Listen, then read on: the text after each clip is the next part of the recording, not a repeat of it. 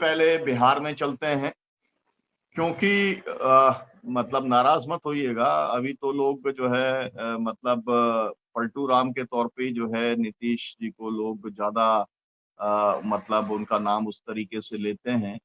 लेकिन जो है उनकी पार्टी के ऊपर जिन्होंने उन्हें बचाने का काम किया, बनाने का काम किया, अगर अकेली जो है जनता दल यू तय कर लेती तो शायद सरकार बनना संभव नहीं था नरेंद्र मोदी जी की। उसके पहले जो जिस तरीके के डेवलपमेंट्स हुए सभी जानते हैं, उसके बारे में बात करना बेकार है। लेकिन ये बताया जा रहा है जानकार सूत्रों के द्वारा कि बुरी नजर जनता दल यू के ऊपर भी, और जनता दल यू असल में अब दो खेमों में बट गया है। लल्लन सिंह जी की एक जो है जनता दल यू है और एक नीतीश जी की है। नीतीश जी की जो जनता दल यू है वो फॉर्मली टेक्निकली वही है जनता दल यू, लेकिन जिस तरीके से जो पहले सिंह साहब थे उनको तोड़ने का काम किया था बीजेपी ने, जैसे कि पहले हरबंस बाबू थे, है ना, उनको अपने पाले में लेने का काम किया था, उसी तरीके से अब पूरे के पूरे 11 सांसदों को किसी ना किसी तरीके से लुभाने का काम चल रहा है। तो मैं आपसे ये जानना चाहूंगा, आपके पास में क्या सूचना है, और ऐसा अगर करते हैं, क्योंकि आप तो डिनाई करेंगे, पार्टी के साथ जुड़े हुए हैं, तो आखिरकार वो अगर ऐसा करते हैं, दूसरों के साथ करते हैं, तो उसके पीछे मंशा क्या है? आपकी पार्टी को ना तोड़े, लेकिन चिराग पासवान की पार्टी को पांचों सांसद ले लेंगे तो खत्म ही हो जाएगी उनकी पार्टी। पारस जी को वो पहले खत्म कर ही चुके हैं, तमाम सारे लोगों को, शिवसेना को खत्म कर ही चुके हैं, है ना। आप हम लोग उसके बारे में तो खैर चर्चा करेंगे। जी जगन्नाथ जी। देखिए सुनीलम जी, जो आप चर्चा कर रहे हैं और आपने पलटू राम से शुरू किया, तो एक समय में याद करिए कि हरियाणा में आराम गयाराम का पॉलिटिक्स चला था, और वहां के आराम गयाराम से बिहार में जो हम लोग स्थिर बैठ के इस फैक्शन को उस फैक्शन को लेकर सरकार चलाते रहे, ये पलटू राम का कोई उस तरह का आराम गयाराम खेल नहीं है। दूसरी चीज की आप जो मीडिया के माध्यम से जो आशंका या डाउट पैदा किया जा रहा है कि भाई इसकी पार्टी टूट रही है, उसकी पार्टी टूट रही है, तो देखिए इस देश में पार्लियामेंट्री डेमोक्रेसी में कांग्रेस पार्टी ने बहुत पार्टियों को तोड़ा था। और एक बात ध्यान रखिए कि अभी तक जनता दल यू टूटा नहीं है। बेसलेस लीडर चले जाते हैं, उसका कोई परवाह नहीं। अभी तक हमारी पार्टी टूटी नहीं है, और हम जब हम लोग आरजेडी से समझौता में रहते हैं तो बीजेपी के लोग प्रचार करते हैं पार्टी टूटने वाली है, मर्जर होने वाला है, और जब बीजेपी के साथ रहते हैं तो आरजेडी के लोग प्रचार करते हैं।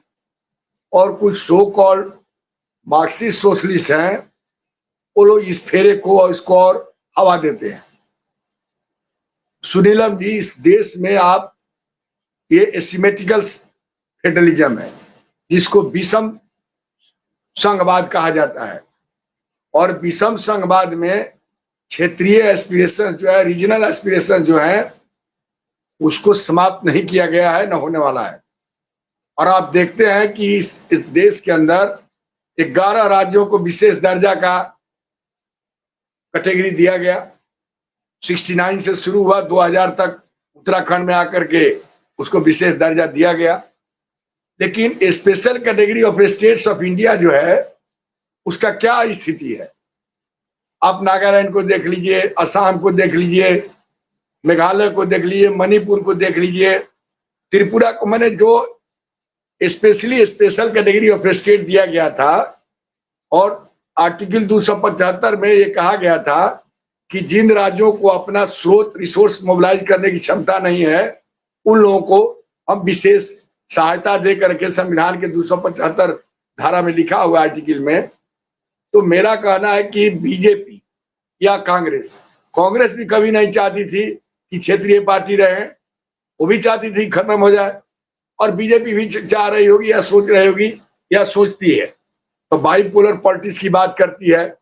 लेकिन इस देश का जो सोशियो इकोनॉमिक कंडीशन है, उसमें इनके लाख प्रयास करने के बाद भी बाइपोलर पॉलिटिक्स इंडिया में असंभव है, असंभव है, असंभव है।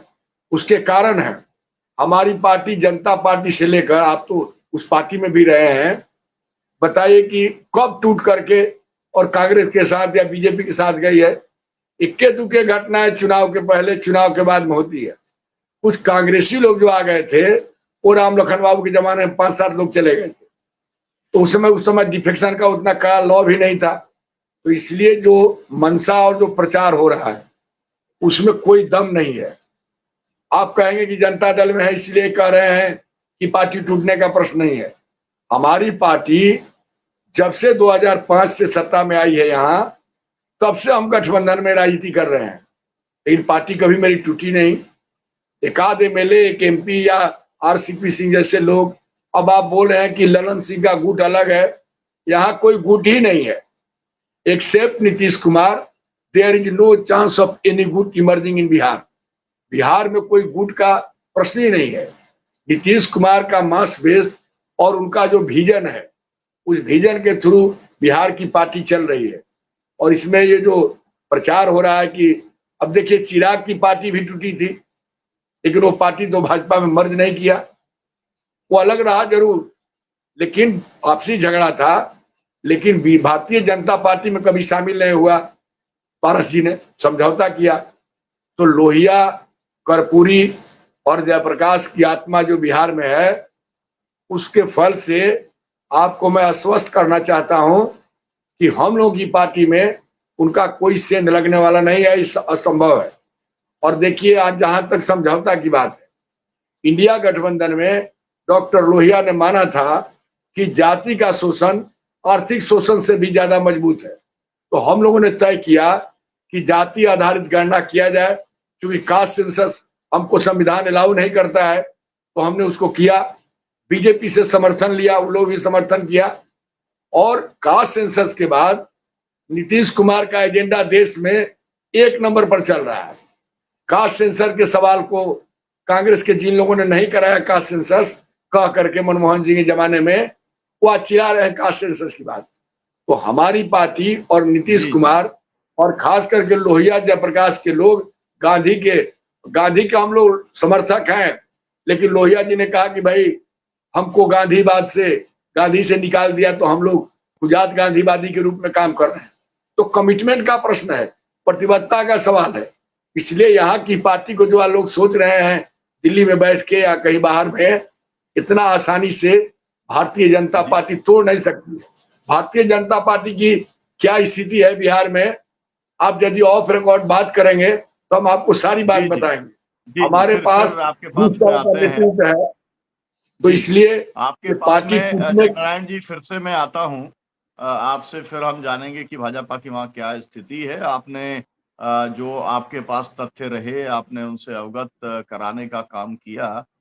जब जनता दल यू बना था तो उस समय समता पार्टी इसके अंदर मर्ज हुई थी, बाद में इसमें से वो निकल भी गई थी, फिर दूसरी बार मर्ज हुई।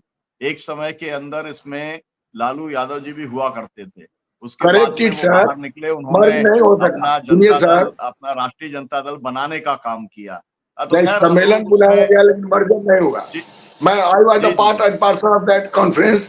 वो जो कॉन्स्टिट्यूशन क्लब में हुआ, बुलाया गया था, लेकिन जॉर्ज साहब कुछ कारणों से नहीं आए, उस दिन मर्जर नहीं हुआ।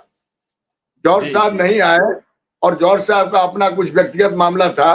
देखिए मतभेद और मनभेद 2 शब्द हैं।